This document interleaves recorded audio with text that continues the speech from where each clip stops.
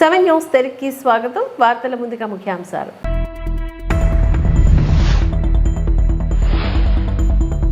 టీడీపీని పైకి తీసుకురావడమే పవన్ కళ్యాణ్ అజెండానా? వైఎస్ఆర్సీపీ నేత పోతిన మహేష్ ప్రశ్న. ఎలక్టోరల్ బాండ్స్ లో పవన్ కళ్యాణ్ కి ఎంత ముట్టిందో చెప్పాలి అంటూ మహేష్ డిమాండ్.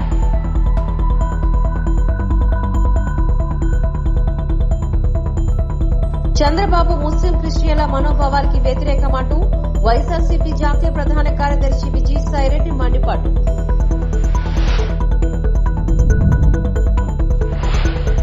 విజయనగరం నియోజకవర్గ వైసీపీ అభ్యర్థిగా కోలగట్ల వీరభద్రస్వామి ఈరోజు నామినేషన్ దాఖలు చేశారు. టీడీపీకి ఓటమి భయం పట్టుకుందని, అందుకే హత్య రాజకీయాలకు పాల్పడుతోంది అంటూ వైఎస్ఆర్సీపీ మహిళా నాయకురాలు వాసిరెడ్డి పద్మ మండిపడ్డారు. సాక్షాత్తు సీఎం పైన దాడి చేయించారని ధ్వజమెత్తారు. మంగళగిరి వైఎస్ఆర్సీపీ నేత వెంకటరెడ్డిని ఢీకొట్టి చంపేశారని, వైఎస్ఆర్సీపీ నాయకులు సానుభూతి పరులపైన దాడులు చేస్తున్నారని ఆగ్రహాన్ని వ్యక్తం చేశారు. ముఖ్యమంత్రిపైన దాడి చేయమని ప్రోత్సహిస్తున్నారు. చంద్రబాబు లోకేష్ వ్యాఖ్యలు విద్వేషపూరితంగా ఉన్నాయి. కేసులుంటే పదవులను లోకేష్ చెబుతున్నాడు. ఓటమి అంచనా ఉన్నారు కాబట్టి దాడులకు పాల్పడుతున్నారు. చంద్రబాబుకి అభివృద్ధి పాలన చేయడం తెలుసా? పాలన చేతనైనా ఎందుకు 5 ఏళ్లలో ఏం చేయలేకపోయారు అంటూ వాసిరెడ్డి పద్మ ప్రశ్నించారు. అయితే మీరు ఇంటింటికి ఎందుకు సంక్షేమ పథకాలని గడప దగ్గరకు ఎందుకు అందించలేకపోయారు? వాలంటరీ వ్యవస్థ లాంటి గొప్ప ఆలోచన మీరు ఎందుకు చేయలేకపోయారు? సచివాలయ వ్యవస్థ లాంటివి ఈ రోజున గ్రామ పరిపాలన, గ్రామం దగ్గరికి తీసుకొచ్చినటువంటి పరిపాలన తీసుకొచ్చినటువంటి వ్యవస్థల్ని మీరు ఎందుకు ఆలోచించలేకపోయారు? మీకు అసలు పాలన చేతనైతే ఎందుకు ఈ రోజున పోర్టుల్ని డెవలప్ చేయలేకపోయారు? ఎందుకు ఈ రోజున ప్రభుత్వ ఆసుపత్రులను కట్టలేకపోయారు? ఎందుకు ఈ రోజున ప్రభుత్వ స్కూళ్లని ఆధునీకరించలేకపోయారు? మంచి విద్యను పేదలకు అందించలేకపోయారు? ఏ రకంగా చూసుకున్నా మీరు నిండు సున్నా. అందుకనే ఇవాళ కూడా మీరు 2014లో నా పాలన ఎలా ఉందో చూసి ఓటేయండి అని అడగలేకపోతున్నారు చంద్రబాబు. 2014లో తన పాలన ఏంటో చూసి ఓటేయమని అడగలేకపోతున్నారు. భవిష్యత్తులో నేను చేస్తాను అని చెప్పలేకపోతున్నారు. మైకు తీసుకుంటే జగన్మోహన్ రెడ్డి గారిని తిట్టడం తప్ప మరొక ఎజెండా లేదు. జగన్మోహన్ రెడ్డి గారిని ఆయన పరివారము, ఎల్లో మీడియా ఒక పెద్ద బ్రహ్మాండమైనటువంటి ఒక చిత్రాలతోటి, అభూత కల్పనలతోటి జగన్మోహన్ రెడ్డి గారిని ఒక బూచిగా చూపించేటటువంటి ప్రయత్నం చూస్తే రాష్ట్ర ప్రజలకు నవ్వొస్తోంది. మీ ఎజెండా ఏమిటి అంటే జగన్మోహన్ రెడ్డి గారు ఒక బూచి, జగన్మోహన్ రెడ్డి గారికి సంబంధించినటువంటి ఒక క్రూరత్వాన్ని మీరు ఏదో చెప్పాలనేటటువంటి ఒక తాపత్రయం, పిచ్చి ప్రయత్నాలు ఈ రోజు ప్రజల ముందు మీ డొల్లతనం ఏంటో చెప్తూ ఉన్నాయి. ఎవరైనా పార్టీ పెడితే, ఎవరైనా ఎన్నికల్లో అధికారంలోకి రావాలనేటటువంటి వాళ్ళు మాట్లాడితే మేము అధికారంలోకి వస్తే ఇది చేస్తామనేటటువంటి ఎజెండా మాట్లాడతారు. కానీ ఈ రోజు చంద్రబాబు గాని, కూటమి నేతలు గాని, పవన్ కళ్యాణ్ గాని, మరొకళ్ళు బీజేపీ నేతలు గాని ఎవరు ఈ రోజున ప్రజల ముందుకు వచ్చినా కూడా జగన్మోహన్ రెడ్డి గారిని తిట్టడం తప్ప ఇంకొక ఎజెండా లేదు. ఇంకా మాట్లాడితే చంద్రబాబు నాయుడు గారు ఏం చెప్తున్నారు? నన్ను చూసి కాదు కూటమి చూసి ఓట్లేయండి అంటున్నాడు. 2014లో తన పాలన చూడొద్దంట. అదేవిధంగా చంద్రబాబు నాయుడు గారి అభివృద్ధి ఏమిటో, ఆయన పాలన దక్షత ఏంటో అవేమీ చూడొద్దంట. కూటమిని చూసి ఓటేయాలంట. కానీ ఈ రోజు మేము జగన్మోహన్ రెడ్డి గారు, మా ప్రభుత్వం చెప్తున్నది ఇంటింటికి జరుగుతున్నటువంటి అభివృద్ధిని చూసి మీకు మంచి జరిగి ఉంటే ఓటు వేయండి అని చెప్పి అడగగలుగుతున్నాం మేము. అది ఈ రోజు చంద్రబాబుకి మాకు ఉన్నటువంటి తేడా. అసలు ఈ రోజున అభివృద్ధి అంటే ఏమిటో తెలియనటువంటి మనిషి చంద్రబాబు. నిజానికి ఈ రోజు రాష్ట్రంలో ఈ 5 ఏళ్లలో సాధించినటువంటి అంటే పరిపాలన ఇంత గొప్పగా కూడా చేయొచ్చు అని ప్రజలు అనుకుంటున్నటువంటి మాట. ఈ రోజు ఎందుకు బ్రహ్మరథం పడుతున్నారు జగన్మోహన్ రెడ్డి గారికి? చంద్రబాబు మాట్లాడుతుంటే ప్రజలు చెక్కబొమ్మల్లాగా వింటున్నారు. ఆ గుమిగూడు మీరు తీసుకొచ్చినటువంటి జనం కనీసం స్పందన లేదు మీ మాటలకి. కనీసం మీ పక్కన ఉన్నటువంటి నాయకుల నుంచి కూడా మీకు స్పందన లేదు. అంత శుష్క ప్రేలాపనలు మాట్లాడడం, జగన్మోహన్ రెడ్డి గారిని తిట్టడం తప్ప మీకు ఒక ఎజెండా లేదు. మీ పైన ప్రజలకి నమ్మకం లేదు. కనీసం మీ పార్టీ క్యాడర్కి, నాయకులకి కూడా నమ్మకం లేనటువంటి పరిస్థితుల్లో ఫ్రస్ట్రేషన్ గురై ఓటమి భయంతో ఈ రోజున హత్య రాజకీయాలకి, దాడులకి తెగబడుతున్నారు. మీకు ప్రజలు గుణపాఠం చెప్తారు. ఈ రోజున మీరు చేస్తున్నటువంటి ప్రయత్నం ఈ 5 ఏళ్లలో జరుగుతున్నటువంటి అభివృద్ధిని, సంక్షేమాన్ని, ఒక గొప్ప పాలన, మనసున్నటువంటి పాలన ఇది. మీది పెత్తందారుల పాలన. చంద్రబాబు నాయుడు గారి కూటమి గాని పెత్తందారుల పాలన వాళ్లదైతే గతంలో చూసాము. వీళ్ళేం కొత్తగా అధికారంలోకి రావాలనుకుంటున్నటువంటి వాళ్ళు కాదు. కూటమి కట్టి అధికారంలోకి వచ్చారు. విడిగా చంద్రబాబు నాయుడు గారి పాలన చూసాము.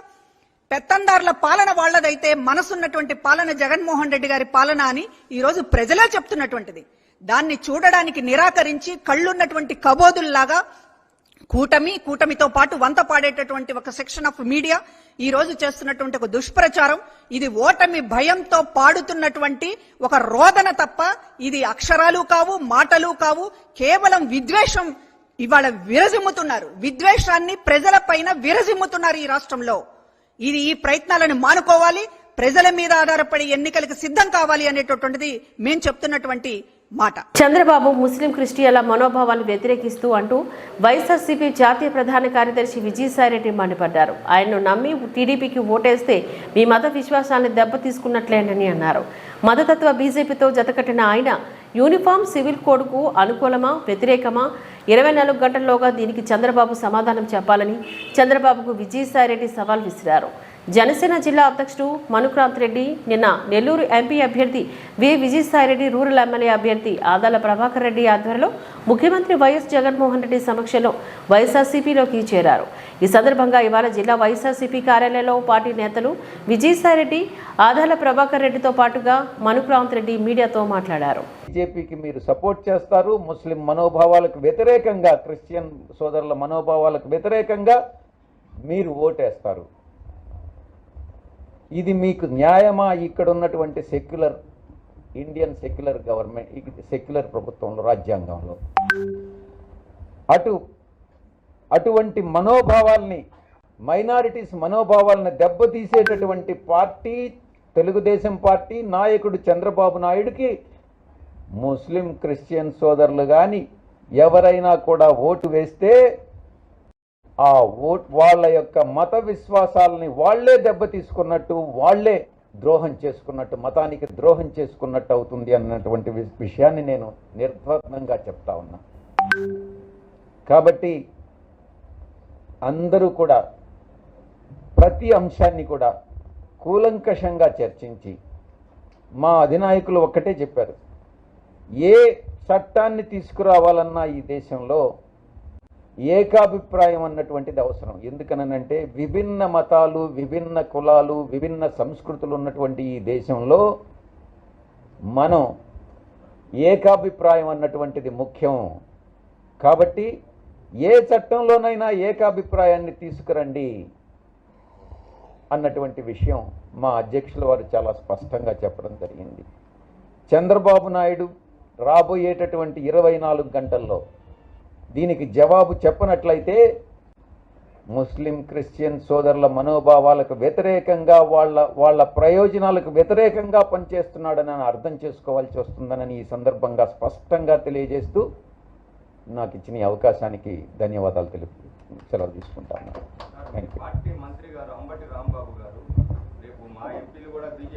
మళ్ళీ తిరిగి ప్రెస్ కాన్ఫరెన్స్ పెట్టారు. బహుశా మీరు చూసి ఉండకపోవచ్చేమో, మీరు అప్డేటెడ్గా లేరు. నేను మిమ్మల్ని రిపోర్టర్స్ని అప్డేట్ చేయాల్సి వస్తుంది. చాలా బాధాకరమైనటువంటి విషయం. టీడీపీని పైకి తీసుకురావడమే పవన్ కళ్యాణ్ అజెండానా అంటూ వైఎస్ఆర్సీపీ నేత పోతిన మహేష్ ప్రశ్నించారు. ఎలక్టోరల్ బాండ్స్లోని పవన్ కళ్యాణ్కి ఎంత ముట్టిందో చెప్పాలి అంటూ మహేష్ డిమాండ్ చేశారు. పోతిన మహేష్ శనివారం మీడియాతో మాట్లాడారు. చంద్రబాబు దగ్గర పవన్ ప్యాకేజ్ తీసుకున్నారని అందరికీ తెలుసు. జైల్లోని ములాఖతు తర్వాత పవన్ కొన్న ఆస్తులు ఎన్ని, బినామీ పేర్లతో ఉన్న పవన్ ఆస్తుల వివరాలు నేనే బయటపెడతానని పోతన హెచ్చరించారు. కౌలు రైతుల పేరుతో ఎన్ఆర్ఐల నుంచి వసూలు చేసిన చందాలంతా, అందులో రైతులకు ఇచ్చినది ఎంత, పవన్ కళ్యాణ్ వెనకేసుకున్నది ఎంత, నాదెంట మనోహర్కి స్పోర్ట్స్ కారు కొనేందుకు 10 కోట్లు ఎవరిచ్చారు, ఏ ఎజెండాతోని పవన్ పార్టీ పెట్టారు, ఏ జెండా కోసం పనిచేస్తారు, చంద్రబాబు పల్లకి మోయడమే పవన్ లక్ష్యమా, కాపు యువతని టీడీపీ జెండాలు మోసే కూలీలుగా పవన్ భావిస్తున్నారా, జన సైనికులకు పవన్ సమాధానం చెప్పాలి అంటూ పోతిన మహేష్ డిమాండ్ చేశారు. సమాధానం చెప్పాలి. ఎందుకు ఆయన జన సైనికులను కానీ, కాపు యువతని కానీ, వేర మహిళలను కానీ తెలుగుదేశం పార్టీ జెండా మోసే కూలీలుగా తయారు చేసి దానికి త్యాగం అనే పేరు ఎందుకు పెడతా ఉన్నారో ఆయన సమాధానం చెప్పాలి. అసలు పవన్ కళ్యాణ్ గారి రాజకీయ లక్ష్యం ఏంటి, రాజకీయ పయనం ఏంటి, కనీసం ఆయనకైనా ఈ విషయాలు తెలుసా? సమాధానం చెప్పాలి. ఈ రోజున జనసేన పార్టీ ఉమ్మడి 10 జిల్లాల్లో అసలు పార్టీయే లేదు. పార్టీ నాయకులు వరుసగా జనసేన పార్టీలో రాజీనామాలు చేస్తూ పార్టీని వీడుతూ ముఖ్యమంత్రి జగన్మోహన్ రెడ్డి గారి మీద సంపూర్ణ నమ్మకం, విశ్వాసంతో, వారి నాయకత్వం పట్ల ఉన్న నమ్మకంతో మనం చూస్తూ ఉన్నాం. అందరూ కూడా వైసీపీ పార్టీలోనే చేరుతూ ఉన్నారు. ఈ విషయాన్ని రాష్ట్ర ప్రజలతో పాటు జన సైనికులు కూడా గమనించాలి. ఈ రోజున పార్టీ, జనసేన పార్టీ ఉమ్మడి 10 జిల్లాల్లో ఎక్కడా కూడా లేదు, ఎక్కడా కూడా లేదు.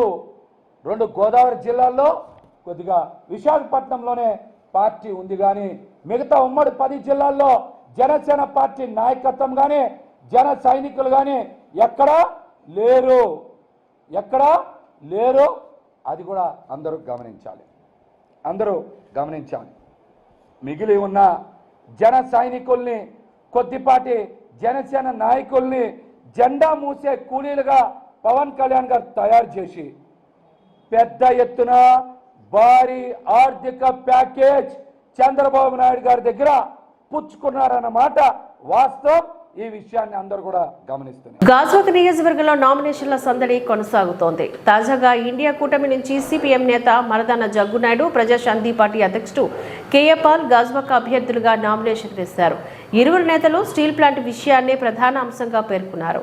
భాజపా, జనసేన, టీడీపీలను నమ్మొద్దని అన్నారు. స్టీల్ ప్లాంట్ పరిరక్షణకు కట్టుబడి ఉన్నామని చెప్పారు. గత 10 ఏళ్లలోని గాజువాకలో అభివృద్ధి కుంటిపడిందని, ఒక అవకాశం కల్పిస్తే గాజువాక నియోజకవర్గాన్ని అభివృద్ధి బాటలోకి తీసుకువెళ్తామని అన్నారు. గంగవరం పోర్టు కార్మికులు చేస్తున్న పోరాటానికి మా పూర్తి మద్దతు తెలుపుతున్నామని, అధికార ప్రతిపక్ష పార్టీలు గంగవరం పోర్టు విషయంలో నాటకాలు ఆడుతున్నారని ఆరోపించారు.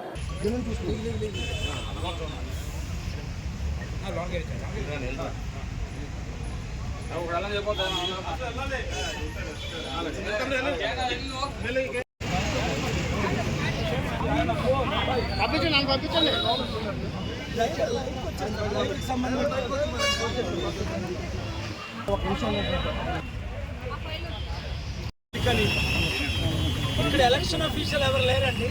సార్ ఎలక్షన్ అఫీషియల్ ఎలక్షన్ ఎవరు లేదు సార్, బందోబస్తు పోలీసు అంటే ఇది పట్టుకొని రావచ్చా రాకూడదా?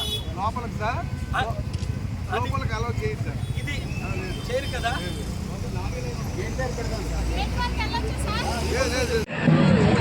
అలాగే Congress, CPI, CPM, Aam Aadmi party, అలాగే ఎంఎల్ పార్టీ తరఫున సిపిఎం అభ్యర్థి ఎం దగ్గినాయుడు గారు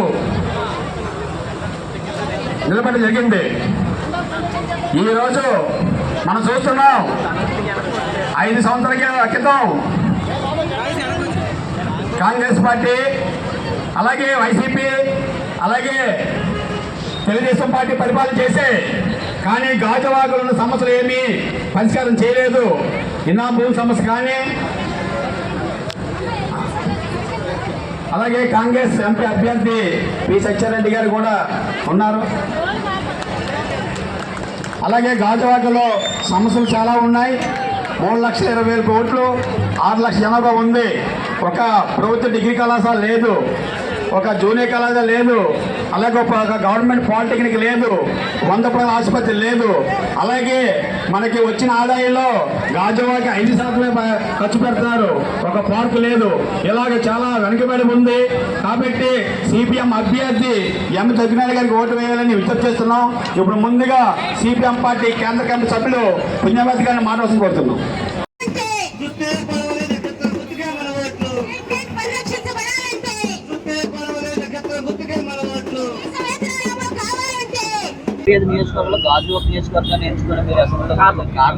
వాళ్ళందరూ స్టీల్ ప్లాంట్ 33,000 ఎకరాల్ని అమ్మేశారు. 18,000 ఎకరాలు ఉన్నాయి. నేను స్టీల్ ప్లాంట్ అమ్మకాన్ని ఆపి 8,000 కోట్లు దానం అఫీషియల్ గా కోర్టుకి ఇచ్చా. ఇదిగోండి అకౌంట్ ఇవ్వండి, ట్రాన్స్ఫర్ చేస్తానని కోర్టు ఒప్పుకున్నాను. అది తేడా. కాంగ్రెస్, టీడీపీ, వైసీపీ, బీజేపీ 4 భూములు అమ్మారా లేదా? ఇప్పుడు వరకును నేను అమ్మలేదు సరికదా, ఆపి 8,000 కోట్లు దానం ఇస్తున్నాను. ఎవరికి? స్టీల్ ప్లాంట్ ఎంప్లాయీస్కి, నిర్వాసితులకి. ఎందుకు? ఈ స్టీల్ ప్లాంట్ ద్వారా 10 లక్షల ఉద్యోగాలు నేను 10,000 ఎకరాల్లో 15,000 ఎకరాల్లో కంపెనీలు హైదరాబాద్ బెంగళూరు ఎలా తెచ్చానో తెస్తాను. నేను ఇక్కడ పుట్టి పెరిగాను. జగన్మోహన్ రెడ్డి ఎప్పుడు వస్తారు ఇక్కడికి, చంద్రబాబు నాయుడు ఎప్పుడు వస్తారు ఇక్కడికి ఎలక్షన్ ముందు, ఆ తర్వాత కనబడతారా? నేను ఎంత సేవలు చేశాను. గాజువాకలో నన్ను తెలియని వాళ్ళు ఎవరు, బొత్స ఝాన్సీని తెలిసిన వాళ్ళు ఎవరు? అందుకే గాజువాక ప్రజలు 2 ఓట్లు వేయాలి. ఎమ్మెల్యేగా కొండకే, ఎంపీగా కొండకే. విశాఖపట్నం వారందరూ ఒకే ఓటు, కొండకే మీ ఓటు.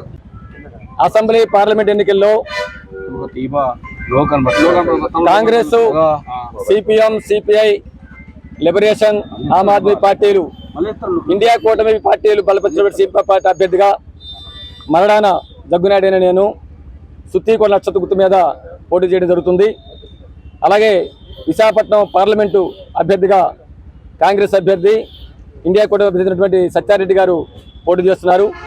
అసెంబ్లీకి సుత్తికొండ నక్షత్ర గుర్తు మీద, పార్లమెంటుకి హస్తం గుర్తు మీద ఓట్లేసి గెలిపించాల్సిందిగా ప్రజానీకానికి విజ్ఞప్తి చేస్తున్నాం.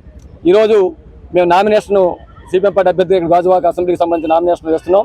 మా ముఖ్య అతిథులు పార్టీ రాష్ట్ర కార్యదర్శి, జాతీయ నాయకులు, ఇతర రాజకీయ పార్టీ ముఖ్యులు కూడా ఇక్కడ ఈరోజు ర్యాలీలో బహిరంగ సభలో పాల్గొన్నారు. ఇక్కడ గాజువాక ఆఫీసులో మేము నామినేట్ చేస్తున్నాం. ప్రధానంగా స్టీల్ ప్లాంట్ పరిరక్షణ, 1,00,000 మంది ఉపాధి రక్షణ, ఈ గాజువాక అభివృద్ధి, గాజువాక ఉన్నటువంటి మొత్తం పట్టణ తాలూకా సమస్యల పరిష్కారం, కొండవాల ప్రాంతాల అభివృద్ధి కోసం కూటమి విజయానికి ప్రతి ఒక్కరూ సహకరించాలని కూటమి అభ్యర్థి పల్లా శ్రీనివాసరావు కోరారు. ఎన్నికల ప్రచారంలో భాగంగా 74వ వార్డు నెహ్రూ నగర్ నుంచి పాదయాత్రను ప్రారంభించారు. ప్రతి ఇంటి ముందు పల్లాకు ఆత్మీయ స్వాగతం లభించింది. అవ్వాతాతలను పలకరిస్తూ వారి సమస్యలను సావధానంగా విన్నారు. గాజువాక ప్రాంతంపైన పూర్తి స్థాయిలో అవగాహన ఉన్న తనను మరోసారి శాసనసభకు పంపితే నియోజకవర్గ పరిధిలో ప్రతి వార్డుని ఆదర్శంగా తీర్చిదిద్దుతానంటూ హామీనిచ్చారు. భాజపా, జనసేన, తెదేపా జెండాలతో కోలాటాలు, తీన్మార్ నృత్యాల నడుమ పాదయాత్ర కొనసాగింది. కార్యక్రమంలో కార్పొరేటర్లు బొండా జగన్, గంధం శ్రీనివాస్, మాజీ కార్పొరేటర్ మహమ్మద్ రఫీ, వార్డు అధ్యక్షుడు జి గంగరాజు, ఇన్ఛార్జ్ బియ్యపు కొండలరావు, పల్లా రమణ, బెంగళూరు దువ్వి శ్రీనివాస, కోన రమణ, కోనరాజు, శ్రీనివాసరెడ్డి, గోమడ వాసు, సింగూరు అనంత్, మొల్లిపెట్టి రాజు, నాగేశ్వరరావు, రాజు తదితరులు ఈ కార్యక్రమంలో పాల్గొన్నారు.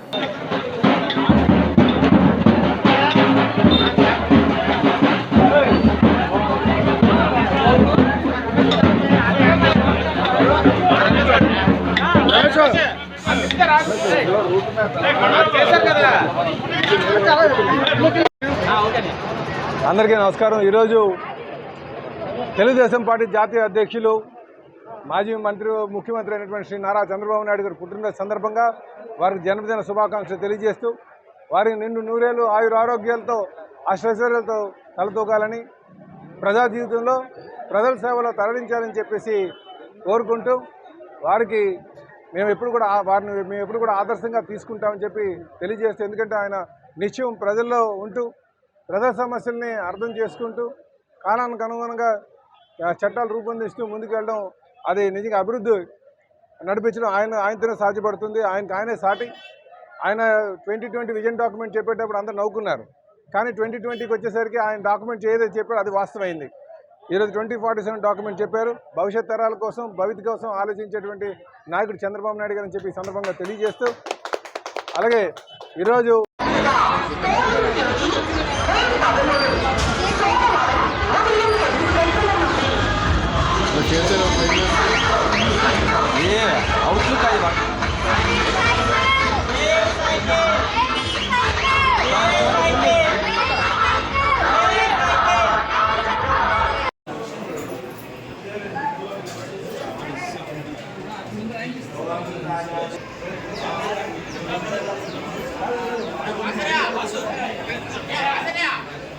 అభివృద్ధి ఒక కాంగ్రెస్ పార్టీతోనే సాధ్యమవుతుందని పెందుర్తి నియోజకవర్గ కాంగ్రెస్ పార్టీ అసెంబ్లీ అభ్యర్థి పిరిడి భగత్ అన్నారు. పెందుర్తిలో ఆయన ఈ సందర్భంగా మాట్లాడుతూ, దేశంలోని ప్రజలందరూ నిరంతరం సుఖశాంతులతో జీవించడానికి కాంగ్రెస్ పార్టీ ఎంతగానో చేయూతని అందిస్తుందని అన్నారు. అలాంటి కాంగ్రెస్ పార్టీకి ప్రజలందరూ మద్దతు పలికి హస్తం గుర్తుపైన ఓటు వేసి తనను గెలిపించాలని కోరారు. పెందుర్తి నియోజకవర్గం ఇటు వైఎస్ఆర్ పార్టీ, అటు టీడీపీ అధికారంలో ఉన్నప్పుడు సర్వనాశనం చేశారని టీడీపీ నాయకుడు బండారు సత్యనారాయణమూర్తి, పెందుర్తి శాసనసభ్యులు అన్నంరెడ్డి అదిప్రాజ్, జనసేన పార్టీ నాయకుడు పంచకర్ల రమేష్ బాబు తీరుపైన ఆగ్రహాన్ని వ్యక్తం చేశారు. మీడియా సమావేశం అనంతరం పెందుర్తి కాంగ్రెస్ పార్టీ ఎమ్మెల్యే అభ్యర్థి పిరిడి భగత్ పెందుతులో తన అనుచరులతో కలిసి నామినేషన్ వేశారు. ఈ కార్యక్రమంలో విశాఖ జిల్లా కాంగ్రెస్ పార్టీ అధ్యక్షుడు గొంప గోవిందరావు, అనకాపల్లి జిల్లా అధ్యక్షుడు బొడ్డు శ్రీనివాసరావు, అనకాపల్లి పార్లమెంటరీ కాంగ్రెస్ పార్టీ అభ్యర్థి వేగి వెంకటేష్, పెందుర్తి నియోజకవర్గ కాంగ్రెస్ పార్టీ నాయకులు ముక్క రామనాయుడు, మరికొంతమంది నాయకులు, కార్యకర్తలు తదితరులు పాల్గొన్నారు. కాంగ్రెస్ పార్టీ క్యాడర్ అంతా కూడా నిర్విరామంగా కష్టపడి పనిచేయాలని చెప్పి మనస్ఫూర్తిగా కోరుకుంటూ ఈరోజు పెందుర్తి నియోజకవర్గంలో ఉన్నటువంటి సభవరం మండల పార్టీ అధ్యక్షులు బైపూడి రాంబాబు గారు కానీ, పరవాడ మండల పార్టీ ప్రెసిడెంట్ గురిపూడి శ్రీనివాసరావు గారు కానీ, అలాగే పెందుర్తి మండల ప్రెసిడెంట్ గారు అయినటువంటి ముక్క రామనాయుడు గారు కూడా హాస్పిటల్ పని మీద ఉన్నారు. ఆయన కూడా ఒక అరగంటలో ఆయన కూడా చేరుకుంటారు. కాంగ్రెస్ పార్టీ 2019 ఎలక్షన్లు అయిపోయి ఆయన ఓడిపోయారు, అది కూడా దిగ్గానం లేదు. నెక్స్ట్ 2019 నుంచి 24 వరకు అమర నిరాహార దీక్ష చేసి ఇదే కబ్జా రాజు అమర నిరాహార దీక్ష చేసి పంచగ్రామాల సమస్యని నేను పరిష్కరిస్తానని చెప్పారు. ఇవాళ దాకా దాని గురించి అసలు క్వశ్చనే లేదు. మీరు ఏ విధంగా జనాల్లోకి వెళ్తున్నారు, ఒక్క సమస్య కూడా మీరు పరిష్కరించలేదు పెందుర్తి నియోజకవర్గం వరకు. ఇవాళ గ్రామాల్లోకి వెళ్తే ఆ రోడ్లు చూస్తే ఆ గ్రామాల్లో ఉన్న రోడ్లు ఒక కార్లో వెళ్తున్నామో తెలియట్లేదు, ఎద్దుల బండ్లు వెళ్తున్నామో తెలియని పరిస్థితి. ఇవాళ మీరు మరి మీ జనాలందరికీ నేను ప్రజలందరికీ కూడా ఒకటే విజ్ఞప్తి చేస్తున్నాను, మీకు కాంగ్రెస్ పార్టీ వస్తేనే మళ్ళీ మీకు ఇవాళ మీకు రాజ్యం వస్తుంది, మీకు అభివృద్ధి చెందుతుంది. నియోజకవర్గం కానీ రాష్ట్రం కానీ దేశం కానీ బాగుపడాలంటే ఇండియా కూటమి బలపరుస్తున్న ప్రతి ఒక్క కాంగ్రెస్ అభ్యర్థికి సిపిఎం, సిపిఐ, ఆమ్ ఆద్మీ అన్ని పార్టీలు కూడా ఇవాళ కలిసి మా అందరినీ సపోర్ట్ చేసి ప్రతి నియోజకవర్గంలో కూడా మెజారిటీ, బంపర్ మెజారిటీతో మమ్మల్ని గెలిపిస్తున్నారని ఆశిస్తున్నాము. ఆయన పేరు కూడా కమిషన్ నాయుడు కింద మారిపోయి ఇవాళ జనాల్లోని 2019లో ఓడిపోయిన కారణం అదే, కమిషన్ నాయుడు. ఇవాళ 2019 నుంచి 24 వరకు ఏదైతే ఇప్పుడు సిట్టింగ్ ఎమ్మెల్యే గారు ఉన్నారో ఆయన ఏ మాత్రం అభివృద్ధి చేయకుండా భూములు, చెరువులు, ల్యాండ్లు అన్నీ కూడా కబ్జా చేసుకుంటూ కబ్జా రాజుగా అందరికీ సుపరిచితులు అయ్యారు. వీళ్ళందరూ కూడా ఇప్పుడు ఏ ముఖం పెట్టుకొని జనాల్లోకి వెళ్ళి ఓట్లు అడుగుతారో మాకైతే అర్థం కావట్లేదు. ఇప్పుడు మాకు టికెట్లు అనౌన్స్ చేసి దాదాపు 15 రోజులు అవుతుంది. మేము ఇంటర్నల్గా వర్క్ చేస్తే ప్రతి గడపకి వెళ్తే ఇవాళ కాంగ్రెస్ పార్టీ గురించి అయ్యో మేము కాంగ్రెస్ పార్టీని వదులుకున్నామా, అయ్యో మీరు మళ్ళీ వస్తేనే మా జీవితాలు బాగుపడతాయనే ఉద్దేశంతో ప్రతి ప్రజల యొక్క మైండ్లో కూడా బాగా ఫీడ్ అయింది. ఇవాళ మాకు చాలా పాజిటివ్ రెస్పాన్స్ ఉంది. ఇవాళ పెందుర్తి నియోజకవర్గానికి వచ్చేసరికి ముఖ్యంగా 2 సమస్యలు, ఒకటి తాడి సమస్య, ఒకటి పంచగ్రామాల సమస్య. ఆ పంచగ్రామాల సమస్య వస్తే 2014లో నేను గెలవగానే 100 రోజుల్లో నేను ఆ సమస్యని అలాగైనా పరిష్కారం చేస్తానని ఆ రోజు టీడీపీ గవర్నమెంట్ వాళ్ళు చెప్పడం. విజయనగరం జిల్లా ఈ నెల 27న జరిగే పాలిసెట్కు పకడ్బందీగా ఏర్పాట్లు చేయాలని అధికారులను జిల్లా రెవెన్యూ అధికారి ఎస్టీ అనిత ఆదేశించారు. పాలిటెక్నిక్ ప్రవేశ పరీక్ష 2024 నిర్వహణపైన తన ఛాంబర్లో శనివారం సమీక్ష సమావేశాన్ని నిర్వహించారు. ఈ సందర్భంగా డిఆర్ఓ మాట్లాడుతూ ఈ నెల 27న నిర్వహించే ఈ పరీక్షకు సుమారు 8,864 మంది దరఖాస్తు చేసుకున్నారని చెప్పారు. విజయనగరంలోని 11, గజపతి నగరంలో 6, బొబ్బిలిలో 7 పరీక్షా కేంద్రాలను ఏర్పాట్లు చేస్తామని చెప్పారు. విజయనగరం సెంటర్లో 4,509 మంది, గజపతి నగరంలో 2,009 మంది, బొబ్బిలిలో 2,346 విద్యార్థులు పరీక్ష రాయనున్నారని తెలిపారు. ఆ రోజు ఉదయం 11 గంటల నుంచి మధ్యాహ్నం 1 గంట వరకు పరీక్ష జరగనుందని, విద్యార్థులను గంట ముందు లోపలికి అనుమతిస్తామని తెలిపారు. ఎట్టి పరిస్థితుల్లోనూ 11 తర్వాత 1 నిమిషం దాటినా లోపలికి అనుమతించేది లేదంటూ స్పష్టం చేశారు. ఎటువంటి లోపాలు లేకుండా పరీక్షకు ఏర్పాట్లు చేయాలని చెప్పారు. వేసవిని దృష్టిలో పెట్టుకుని విద్యార్థులకు త్రాగునీరు, ప్రాథమిక వైద్య శిబిరాలను ఏర్పాటు చేయాలని సూచించారు. విద్యుత్ సరఫరాకు అంతరాయం లేకుండా చూడాలని హితవు పలికారు. పరీక్షా కేంద్రాల వద్ద 144 సెక్షన్ అమలు చేయాలని, పటిష్టమైన పోలీస్ బందోబస్తును కూడా ఏర్పాటు చేయాలని ఆదేశించారు. పాలిసెట్కు సంబంధించిన ఇతర వివరాల కోసం సెల్ నెంబర్ 7989781521 నంబర్ను సంప్రదించాలని డిఆర్ఓ సూచించారు. ఈ సమావేశంలో పాలిసెట్ జిల్లా coordinator Asharani, municipal assistant commissioner Tirumalarao, విద్య, విద్యుత్, వైద్య, ఆరోగ్య, పోలీస్, రెవెన్యూ తదితర శాఖల అధికారులు, పరీక్షా కేంద్రాల కోఆర్డినేటర్లు తదితరులు పాల్గొన్నారు. ఎవరినైనా వేయగలిగితే వేస్తాం. అంటే ఈ ఫ్లయింగ్ స్క్వాడ్ ఉండాలి, ఎంతమంది ఉండాలి అంటే వీళ్ళు గజపతి నగరానికి ఒకరు ఉంటే చాలంటే, బొబ్బిలికి ఒకరంటే, విజయనగర్కి ఒకరున్నా సరిపోతుంది. గుడ్ మార్నింగ్ అండి. Municipal corporation municipal town planning కాదమ్మా, ఏసీ అసిస్టెంట్ కమిషనర్. ఉదయ Bhaskar coordinator Bobbili centre, government party పార్టీలో ఎడమ్ సెక్షన్, ప్రిన్సిపల్ అండి Andhra Pradesh party assistant coordinator. So మీరు ఆ సెంటర్లో ఎగ్జామినేషన్ కండక్ట్ చేసే బాధ్యత మీదే. మీరే deputy education officer. Government polytechnic. Okay, మనకి సెంటర్స్ అయితే 24 ఈ సెంటర్స్ విజిట్ మీరు చేశారా? నేను చేస్తాను, ఆల్రెడీ మేము విజిట్ చేస్తాం. విజయనగరం నియోజకవర్గ వైసీపీ అభ్యర్థిగా కోలగట్ల వీరభద్రస్వామి ఈ రోజు నామినేషన్ దాఖలు చేశారు. నిరంతరంగా వైసీపీ నాయకులతో కలిసి తన నామినేషన్ పత్రాలను రిటర్నింగ్ అధికారి కె కార్తీక్ అందజేశారు. అంతకుముందు నగరంలో వివిధ ఆలయాలను దర్శించారు. ఉత్తరాంధ్ర ఎలవేల్పు శ్రీ పైడితల్లి అమ్మవారి ఆలయానికి చేరుకుని ప్రత్యేక పూజలు చేశారు. అనంతరం ఆనవాయితీ ప్రకారం పెద్ద చెరువు సమీపంలో ఉన్న కోట సత్తమ్మ తల్లి ఆలయానికి చేరుకుని అమ్మవారి ఆశీస్సులను పొందారు. జిల్లా పరిషత్ చైర్మన్ మజ్జి శ్రీనివాసరావు, పార్లమెంటు సభ్యులు బెల్లాన చంద్రశేఖర్, మేయర్ విజయలక్ష్మి, కోలగట్ల సతీమణి వెంకటరమణి, డిప్యూటీ మేయర్ ముచ్చలయ్య యాదవ్ తదితరులతో కలిసి నామినేషన్ వేశారు. ఈ సందర్భంగా మీడియాతో ఆయన మాట్లాడుతూ నియోజకవర్గ అభివృద్ధికి ఎంతగానో కృషి చేశామని చెప్పారు. రాష్ట్రంలో సంక్షేమ పాలన సాగిందని అన్నారు. 5 ఏళ్ల కాలంలో నగర ప్రజలు దాహార్తం తీర్చామని చెప్పారు. మౌలిక సదుపాయాలు కల్పించినట్లు చెప్పారు. నగరాన్ని కార్పొరేషన్ స్థాయికి తగ్గ హంగులు తీర్చిదిద్దామని అన్నారు. ప్రధాన జంక్షన్ల అభివృద్ధి, రోడ్ల విస్తరణ, మాలుమూల ప్రాంతాల్లో సైతం ప్రజల కనీస అవసరాలు తీర్చడం వంటి కార్యక్రమాలు ముమ్మరంగా చేపట్టామని చెప్పారు.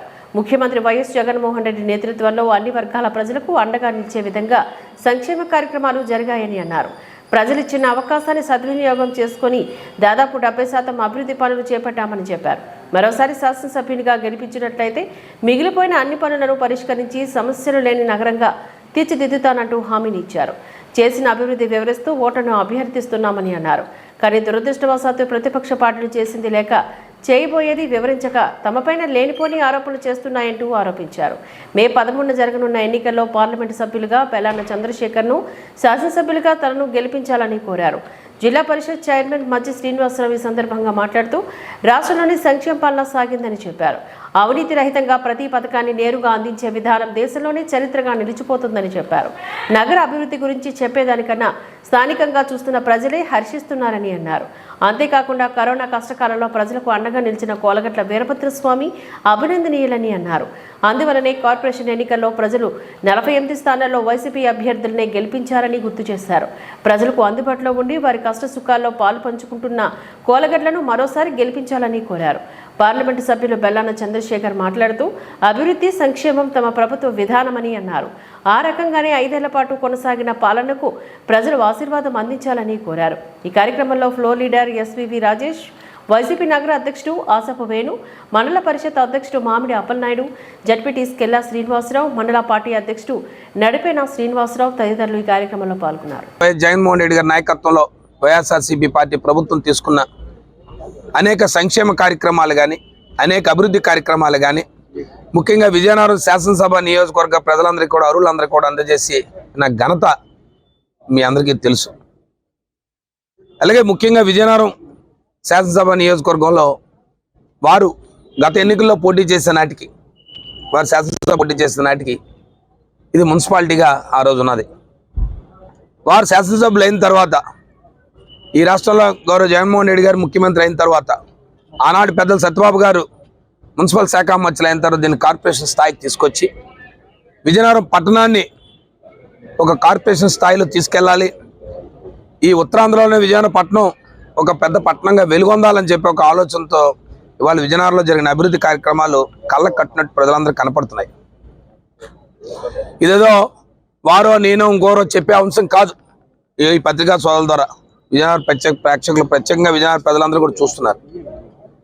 అలాగే ఈరోజు ఈ రాష్ట్రంలోని అత్యధికంగా ఇల్లు లేని నిరుపేదలకు అందరికీ కూడా స్థలం ఇచ్చి ఇల్లు కట్టే కార్యక్రమం ఏదైతే ఉందో, అలాంటి పెద్ద కార్యక్రమం సుమారుగా విజయనగరం నియోజకవర్గంలో 15,000 మందికి పట్టాలు ఇచ్చి ఇవాళ గృహాలు ఇచ్చిన కార్యక్రమం ఇంత పెద్ద ఎత్తున జగన్మోహన్ రెడ్డి నాయకత్వంలో ఇవాళ వీరభద్రస్వామి గారు చేశారని చెప్పి గర్వంగా ఈరోజు మేము ముందు చెప్పుకుంటున్నాం. ఇవన్నీ ఎందుకు చెప్తున్నామంటే, మీరు గత 5 సంవత్సరాల వరకు బాధ్యత అప్పచెప్పారు. ఈ పట్టణాన్ని శాసనసభ నియోజకవర్గం మీరు శాసనసభలు అయ్యారు, ఖచ్చితంగా మీరు ఈ ప్రభుత్వంలో మంచి కార్యక్రమాలు చేయండి అని చెప్పి. సుమారుగా నాకు తెలిసి సంవత్సరంలో 365 రోజులు 5 సంవత్సరాల్లో కలుపుకొని ఏనాడు కూడా ఒక స్వలాభం కోసమో ఓ సొంత కార్యక్రమాల కోసమో ఏనాడు ప్రజలకు దూరం లేరు. మీ అందరికీ తెలుసు, వారి వయసు రీత్యా, వారి తాలూకా ఆరోగ్య బరువు రీత్యా కరోనా లాంటి కష్టకాలం వచ్చేటప్పుడు ప్రజలందరూ కూడా, నాయకులు కానీ, ఇవాళ పట్టణాల్లో చెప్పుకున్న పెద్ద పెద్ద వాళ్ళందరూ కూడా, పెద్ద పెద్ద స్థానాల్లో ఉన్నవాళ్ళు, పెద్ద పెద్ద పదవులు అనిపించిన వాళ్ళు, ఆ రోజు మేము అందుబాటులో ఉండము అని చెప్పి బోర్డులు పెట్టి దూరంగా వెళ్ళి పోతే మేమేం వారిని తప్పుపడ్డాం. వారి ప్రాణాలను వారు కాపాడుకోమనే మా తాలూకు ఆలోచన. గౌరవ ముఖ్యమంత్రి గారి ఆ రోజు చెప్పింది, ప్రతి ఒక్కరు వారి ప్రాణాలు వారు కాపాడుకోండి. కానీ ఒక బాధ్యత శాసనసభ్యుడిగా, ఒక బాధ్యత ప్రజాప్రతినిధిగా ఈ విజయనగరం నియోజకవర్గ ప్రజలది ప్రాణాలను కాపాడాల్సిన బాధ్యత నాకుందని చెప్పి ఆలోచన చేసి తన ప్రాణాలను పక్కన పెట్టి ఆ రోజు మీ అందరి విజయనగరంలో కరోనా కష్టకాలు ఏ రకంగా ఉన్నారని మరొకసారి తరఫున శాసనసభ్యునిగా పోటీ చేసే నిమిత్తం నామినేషన్ దాఖలు చేయడం జరిగింది. జిల్లా పార్టీ అధ్యక్షులు, విశాఖపట్నం, శ్రీకాకుళం జిల్లాల YSR Congress party deputy coordinator, అలానే పార్లమెంట్ సభ్యులు చిన్నసీన్ గారు, అలానే పార్లమెంట్ సభ్యులు బెల్లాం చంద్రశేఖర్ గారు, సోదరి నగర మేయర్ విజయలక్ష్మి, అలానే చిరంజీవి డిప్యూటీ మేయర్ లయ, ఇతర పార్టీ పెద్దలు, ప్రజాప్రతినిధులు అందరితో కలిసి వచ్చి నామినేషన్ దాఖలు చేయడం జరిగింది. మీ ఎన్నికలు వచ్చాయంటే ప్రత్యేకంగా ఓటు అడుగుతున్నాం అన్న ఆలోచన మా మనసులో లేదు. ఎందుకంటే 5 సంవత్సరాల కాలం నిరంతరం ప్రజల మధ్య నుండే వ్యక్తులమే, ప్రజలు కూడా మమ్మల్ని ఎలక్షన్లు వచ్చేవి వస్తున్నారన్న ఆలోచన లేకుండా ఆదరిస్తున్నారు, ఆహ్వానిస్తున్నారు. ఇప్పుడు పెద్దలు చెప్పారు, జిల్లా పరిషత్ చైర్మన్ గారు, అలానే పార్లమెంటు సభ్యులు. మేమేం చెప్తున్నాం, చేసిన అభివృద్ధిని చూసి ఓటేయండి. జగన్మోహన్ రెడ్డి గారు ఇస్తున్న సంక్షేమ కార్యక్రమాలు చూసి ఓటేయండి. ఇస్తున్న సంక్షేమ కార్యక్రమాల్లో లంచగొండితనం లేని విధానం చూసి ఓటేయండి అని మేము అడుగుతున్నాం. అలానే 5 సంవత్సరాల కాలంలో మంచినీటి సమస్య సంపూర్ణంగా తీర్చాం. 70% ఈ నియోజకవర్గంలో 70% రోడ్లు కానీ, కాలువలు కానీ, లైటింగ్ కానీ, ఇతరత్ర మౌలిక సదుపాయాలు ఏర్పాటు చేసాం. సుందరీకరణ కూడా చేశాము. ఈ పట్టణం రూపురేఖలు ఒక పట్టణ వాతావరణం కలిగే విధంగా సుందరీకరణ కూడా చేశాము. అభివృద్ధితో పాటు సుందరీకరణ కూడా చేశాము. ఇవన్నీ చెప్పి మేము ఓట్లు అడుగుతున్నాం. ఇగో మీరు ఇచ్చిన అవకాశాన్ని ఉపయోగించి ఈ పనులన్నీ చేశాము. రానున్న మళ్ళీ ఒక అవకాశం ఇస్తే మిగిలిన పనులు చేసి ఈ విజయనగరాన్ని సమస్యలు లేని విజయనగరంగా తయారు చేస్తామని చెప్పి ఓటు అడుగుతున్నాం. ఓటు అడిగే విధానం 2 విధానాలు. ఒకటి, మేము చెప్పిన విధంగా చేసిన పనులు చెప్పి, చేస్తామని పనులు చెప్పి ఓటు అడగడం ఒక విధానం అయితే, చేసిన పనులేవి లేక చేయగలమనే ధైర్యం కూడా లేకపోతే ఇతర పార్టీల మీద ఆరోపణలు చేసి ఓట్లు అడగడం రెండో రకం. మరి ప్రతిపక్ష పార్టీ వాళ్ళు రెండో రకం అన్న అవలంబిస్తే మేము మొదటి రకమే అవలంబిస్తున్నాం. చెప్పిన పనులు, చేసిన పనులు చెప్పడానికి సమయం లేక కొన్ని చెప్పి కొన్ని చెప్పలేని పరిస్థితి. అన్ని పనులు చేసాం. ఇప్పుడు చిన్నసేన్ గారు చెప్పారు. ఈ వార్తలు ఇంతటితో సమాప్తం. నమస్కారం.